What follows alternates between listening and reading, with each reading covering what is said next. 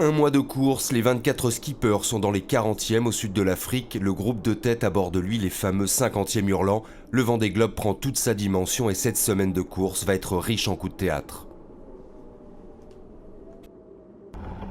Sur l'autoroute du Grand Sud, il n'y a pas de limitation de vitesse. À chacun de trouver son allure. Un coup d'œil sur le compteur, certains se font peur, d'autres font peur. Prenez le skipper de Foncia. Michel Desjoyaux revient tel un bolide sur ses adversaires. 6e ce lundi à seulement 100 000 du leader. Les premiers ne sont pas encore aux abois qu'ils crient déjà au loup. Trop vite, trop fort, trop dangereux. Le skipper de Foncia jette un froid. On peut aller encore plus vite. Je tire trop sur le matériel. Je sais pas, moi, je tire comme j'ai envie et comme je suis un peu bête, tu sais, comme ça tient, comme ça casse pas, je rejoue. Je crois qu'on a des chances de casser quand on fait des pirouettes. Pour le moment, j'en ai pas fait, mais j'espère que ça va durer. Bon, alors maintenant, ça peut effrayer certains peut-être qu'ils ont raison, hein, j'en sais rien. Moi, pour le moment, ça me paraît raisonnable. Peut-être que c'est eux qui ont raison, peut-être que c'est moi. Sébastien Josse, aux avant-postes depuis le début de la course, estime lui que les 1000 défilent un peu trop vite. Ah ben, il y en a qui sont dans les limites, hein. De tenir des moyennes au-delà de 17,5 ou à 18 nœuds. Je trouve que c'est pas raisonnable pour le reste de la course. Maintenant, peut-être que je me trompe, hein. Peut-être que ça passera. Et moi, j'essaye de me limiter à 16 nœuds, 16 nœuds 5, 17 max. Qui a raison, qui a tort? L'océan Indien, lui, ne bluffe pas. Pour les marins du globe, c'est l'océan de tous les extrêmes, un univers impitoyable. C'est sauvage, hein, c'est... Comment dire de plus, c'est pas un lieu réservé à l'être humain, on est toléré ici, mais on n'est pas vraiment souhaité, quoi. Hein. Le vent est toujours plus fort que les prévisions, quasiment. La mer est croisée, mais là, il y a une houle tout le temps qui est très impressionnante, quoi. Hein. Cela n'empêche pas Jean-Pierre Dick d'être au plus près des limites. Le skipper de Paprec-Virbac s'est rapproché des glaces en se positionnant le plus au sud de la flotte. Une option qui le place en tête juste devant Roland Jourdain qui s'invite enfin dans le top 3. Loïc Perron est à 18 000 de Veolia. La course et son rythme soutenu fatiguent les hommes et les machines et certaines langues se délient. Prenez Jean Le Cam. Il y a quelques jours encore dans la descente de l'Atlantique, le skipper de VM Matériaux se disait impressionné par la solidité des bateaux. C'est clair que les bateaux, purée, c'est solide, quoi. Oh là là là là, c'est incroyable, hein. Putain, dis donc, qu'est-ce qu'on leur met dans la gueule, hein. Oh là là là. Aujourd'hui, dans le Grand Sud, l'angoisse prend le pas sur l'incrédulité. Il y a des moments, ouais, quand même, hein, quand le bateau il descend une vague et qu'il rebondit dessus et qu'il retombe, des situations où t'es toujours te dire, est-ce que c'est la prochaine vague où tout va péter, qu'est-ce qu'on va y laisser, là, qui, le mât, Vincent Rioux, 8e, aimerait aller plus vite, mais il traîne son inflammation au pied comme un boulet. Le skipper de PRB ne peut manœuvrer à sa guise. La nuit dernière, par exemple, j'ai essayé de me motiver pour mettre la grosse toile devant pour passer la dorsale, et puis j'ai abandonné en cours de route quand on se sent diminué comme ça, c'est pas évident. Les hommes, les machines, le moral aussi en prend un coup. Yann Eliès s'en veut. Premier il y a quelques jours, il est pointé ce mardi en 9e position. Bon, aujourd'hui c'est un peu la gueule de bois parce que je suis resté encalminé sous l'île du Prince-Édouard. Mais bon, je vais me réconforter avec un bon sanglier sauce vin rouge et puis on va repartir de plus belle. Quand on a l'âme déshydratée, il n'y a pas meilleure recette, n'est-ce pas, monsieur Bilou? Et aujourd'hui, c'est lundi, et c'est le meilleur jour de la semaine parce qu'on déballe le sac de nourriture. Parce que je vous dis pas l'horreur du dimanche quand il y a des restes à finir. Donc, tout va bien. Bonjour tout le monde, j'ai pas une très bonne nouvelle à vous annoncer. Regardez derrière moi, il n'y a plus de mât. Je viens de démasser à l'instant, brutalement, sans raison apparente, donc on va aller voir un petit peu les dégâts avant que je libère le mât. Mercredi 10 décembre, l'Indien vient de décocher sa première flèche. Gitanaiti est à terre. Bateau décapité, mât abattu gisant dans l'eau, Loïc est comme un oiseau sans ailes. La veille encore, il virevoltait dans les airs. Sur son mât perché, le skipper chantait sa petite musique en nous faisant vivre son train-train quotidien. Bonjour, là me voilà en tête de mât, mes enfants. En haut de Tahiti. Attention, n'est pas facile, mais on n'allait pas loin, regardez. Je suis tout près, là. Et voilà la cause des problèmes. Le petit bout de ficelle qui est cassé juste là. C'est joli vidéo, hein. Voilà le gros démonstrateur. Aujourd'hui redescendu sur Terre, le problème pour Perron est de rallier, semble-t-il, l'Australie. L'impression que c'est l'Odyssée, Ulysse de retour. Une sacrée odyssée pour Ulysse, 3000 milles à parcourir sous gréement de fortune. Devant, on a compris la leçon, mais entre hommage et fatalisme, personne ne songe à lever le pied. Très déçu, et là c'est vraiment sincère par rapport à lui, parce que je trouve qu'il a fait une course magistrale jusqu'à là, et j'imagine que ça va être très dur pour lui. Enfin bref, en ce qui me concerne, je ne change pas ma façon de gérer le bateau par rapport à ce qui s'est passé pour Loïc. Pour une vraie synthèse sur le sujet, voyez avec Jean Le Cam. Bah attends, et depuis qu'on fait de la voile et depuis qu'on fait des bateaux, si je ne m'abuse, les bras ils tombent. Hein.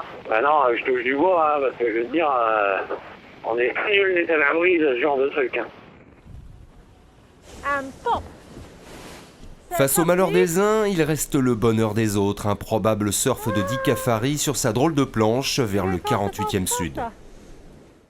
Le classement en tête fait apparaître l'ogre Desjoyaux. Le skipper de Foncia a gagné son incroyable pari, revenir dans la course. Deuxième ce jeudi, à seulement quelques milles de Jean-Pierre Dick. Jourdain et Golding talonnent les deux skippers. Prochain épisode, le passage des îles Kerguelen. Il est là, mais on ne le voyait pas. Trop occupé à savourer la remontée de Michel, on en oublierait celle de Mike. Ici Mike Golding à bord d'Ecover. Nous sommes au 49e sud, juste en dessous des îles Mariannes, et je suis la moutarde anglaise dans la baguette de Michel Desjoyaux. Humour piquant, doublé d'un moral d'acier, Mike Golding, c'est le calme dans la tempête, le loup dans la bergerie, un Anglais à l'assaut des Frenchies. 6e tour du monde à la barre, des déconvenus dans les deux précédentes éditions du Vendée Globe, mais à chaque fois classé 7e en 2001, 3e en 2005. À 48 ans, le skipper d'Ecover n'a qu'une idée en tête, gagner. Comprenez, ses concurrents ne sont que des obstacles, Mike lui ne voit qu'une chose, la ligne d'arrivée. Il semblerait que devant on ait un passage rapide vers la porte des glaces, en espérant que d'ici là j'aurai repris un maximum de place. Mais mon objectif principal c'est de maintenir ma position et d'atteindre le Cap Horn avec un bateau en bon état et encore rapide, parce que je crois vraiment que la course va se gagner ou se perdre dans la remontée de l'Atlantique.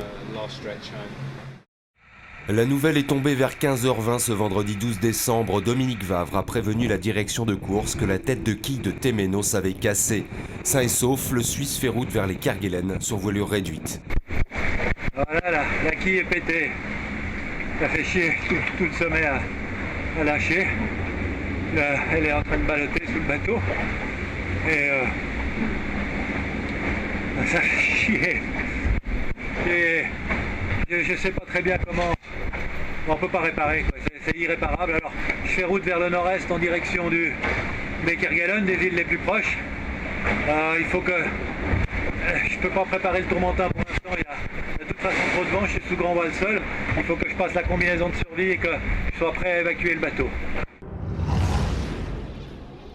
Dans son malheur, Dominique Vavre peut se consoler, il n'est qu'à 150 000 de l'archipel, d'où il pourra envisager des réparations, mais la course est finie.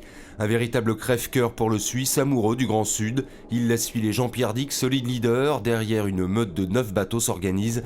Golding, Desjoyaux et Roland Jourdain sont à l'affût. Yann Eliès ferme la marche de ce groupe de tête. Les jours se suivent et malheureusement se ressemblent sur le Vendée Globe. La roue de l'infortune tourne et c'est Bernard Stamm qui encaisse. Problème de safran pour cheminer Poujoula. C'est les paliers dans lesquels tournent les safrans qui sont abîmés. C'est comme dans un roulement à billes, les billes qui se cassent, quoi. Voilà. Les safrans sont pas cassés, quoi, mais du coup j'ai réduit les efforts, j'ai réduit beaucoup la voilure. Puis la solution, je la vois pas. C'est même pas que c'est difficile, c'est que pour l'instant j'ai pas de solution. Hein. Stamm se déroute, il devrait rejoindre son compatriote Vavre, arrivé lui samedi à Port-au-Français pour réparer sa tête de quille cassée. Coup dur pour les deux Suisses, qui s'étaient déjà retrouvés au sable peu après le départ. Problème électrique pour Vavre, bout d'heure cassé pour Stamm. Drôle de destin croisé. That is snow. Un peu de glace pour Samantha Davis à bord de Roxy, histoire de rappeler à l'anglaise que les ennuis ne sont jamais loin dans l'océan Indien. Quand on voit ça pour de vrai, on se rend compte à quel point c'est une roulette russe. J'aurais pu me prendre cet iceberg et ça, c'est vraiment pas drôle.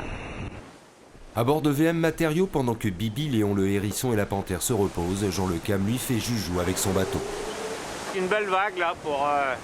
Regardez celle-là si elle est belle. Regardez celle-là si elle est belle. Elle est belle, elle est belle, elle est belle. Allez, allez, allez, on y va. On y va, on y va. On se cache parce que la caméra va pas pouvoir. Un petit surf. Allez, allez, amis de... Allez, on y va, on y va, on y va, on y va. On y croit. Allez, allez, allez. Le tout à 24 nœuds. Tout va bien sur VM Matériaux. À bientôt. À cette allure, les skippers vont affoler tous les compteurs dans l'océan Indien. Plus de 400 000 en 24 heures pour les 6 premiers au pointage de samedi soir. Le nouveau record de l'épreuve pour Jean-Pierre Dick avec 448 000 parcourus. C'est énorme. Bonjour, dimanche 14 décembre à bord de Safran. Et incroyable, il fait beau aujourd'hui. Donc c'est vraiment à noter. Les autres, les leaders, la Virbac, il a continué à longer avec... le vent qu'il y avait, et donc il va très vite, et nous, j'ai dit nous parce qu'avec Yann Eliès qui est dans le coin, on tire des bords de vent-arrière et on essaie de progresser vers la marque, et on essaie surtout de dégager du sud parce qu'il y a une grosse dette qui arrive. Marc Guillemot et Yann Eliès sont à 380 000 du leader. Les écarts se creusent en vue de la prochaine porte de passage au sud-ouest de l'Australie. Sébastien Josse fait le constat. En tête durant 9 jours, le skipper de BT est ce dimanche en 5e position à 175 000 de Jean-Pierre Dick. Il y avait une course de vitesse qui était lancée à celui qui pousserait le plus sur la machine et qui irait le plus sud. Donc on voit que les 4 partisans, Jean-Pierre Dick, Roland Jourdain et Mac Golding s'en sont tirés à merveille de ce côté-là, en prenant des risques, donc ça c'est sûr. Des risques au niveau matériel. Maintenant ils ont bien joué, hein, je vois 177 000, 180 000, c'est pas rien. Maintenant voilà, la course est longue, mais bon c'est... ça pince un peu, je vais voir à 177 000, mais bon, on va les rattraper. En tout cas, ça va pas tarder. Jean-Pierre Dick aborde la 6e semaine de course en solide leader, dans son sillage des noms prestigieux. Mais attention, une grosse dépression arrive.